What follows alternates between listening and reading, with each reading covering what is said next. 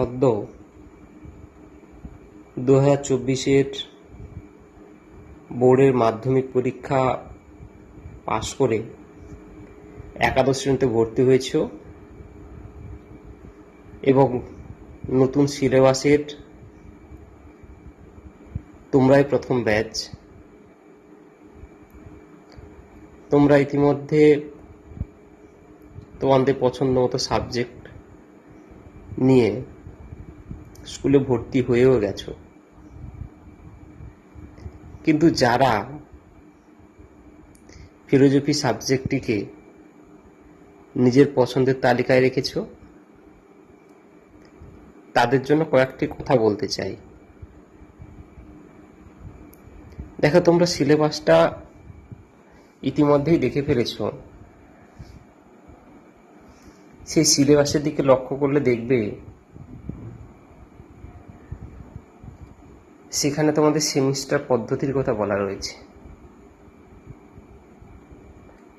আগে যেটা দীর্ঘ 1 বছর পড়াশোনা করার পরে পরীক্ষা দিতে হতো, সেটা আর নেই। তোমাদের কয়েক মাসের প্রিপারেশন নিয়ে একটি সেমিস্টার কমপ্লিট করতে হবে। যদি নির্দিষ্ট গন্তব্যে এগোতে চাও তাহলে তোমাকে আগে লক্ষ্য স্থির করতে হবে, মনে মনে দৃঢ় প্রতিজ্ঞ হতে হবে, রেগুলার পড়াশোনা করতে হবে। আগে যেটা হতো, সবাই ভাবতো ঠিক আছে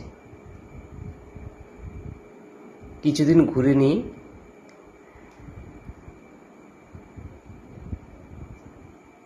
পর পরীক্ষার আগে ঠিক পড়ে নেব, কিন্তু সেই সুযোগটা তোমাদের আর নেই। তোমাদের প্রতিনিয়ত পড়তে হবে,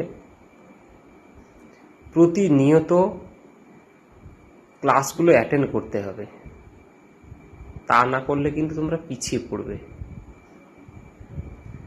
আর এই সেমিস্টার পদ্ধতিতে আগের তুলনায় অনেক বেশি নাম্বার পাওয়া যাবে,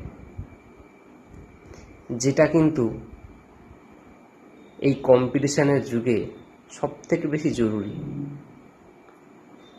তুমি কতটুকু শিখলে সেটা বড় কথা নয়, তুমি কত নাম্বার পেয়েছো, কত শতাংশ নাম্বার পেয়েছো, সেটাই এখন খুবই গুরুত্বপূর্ণ। আগে তুমি নাম্বারটা পাও, তারপরে দেখবে তোমার কনফিডেন্স এমনিতেই বৃদ্ধি পেয়ে গেছে। তুমি যেটা সহজে বুঝতে পারতে না, সেটা অতি সহজেই তুমি আয়ত্ত করে ফেলবে। কাজেই নম্বরটা আসল, আর সেই সুযোগটা আমাদের পশ্চিমবঙ্গ সরকার করে দিয়েছে এই সেমিস্টার সিস্টেমটা এনে। কাজেই দর্শনের সিলেবাস দেখলে বুঝতে পারবে সহজ করে দেওয়া হয়েছে, কত সহজেই নাম্বার তুলে ফেলা যায়।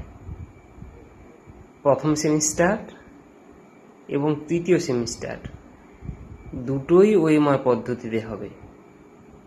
সেখানে একটি বর্ণ লেখার জায়গা নেই, তোমরা শুধু সার্কেল করবে আর ফুল নম্বর পেয়ে যাবে।